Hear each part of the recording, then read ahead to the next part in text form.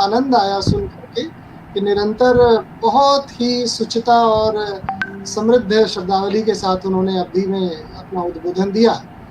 तो ऐसे जब लोग समाज में होते हैं तो कोई भी भाषा संकट के दौर से नहीं गुजर सकती है। उसके प्रयोग करने वाले लोगों से ही उस भाषा का अस्तित्व है।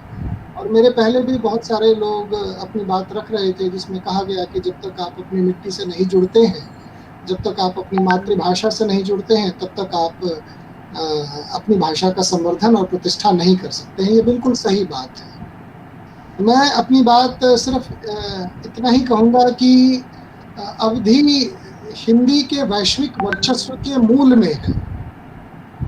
अवधी वो भाषा है जिसने हिंदी को सचमुच में वैश्विक भाषा के रूप में प्रतिष्ठित किया है। चाहे वो गिरमिटिया लोग रहे हों जिन्होंने अवधी के साहित्य को और रामचरितमानस को तुलसी बाबा के द्वारा लिखी गई चीज़ों को लेकर के मॉरिशस, सूरीनाम, गुयाना, टोबैगो जैसे देशों की यात्रा की हो, या फिर तुलसी बाबा का वो योगदान जो मानस के रूप में हमारे समाज में है। आधुनिक हिंदी के परिदृश्य को अगर किसी ने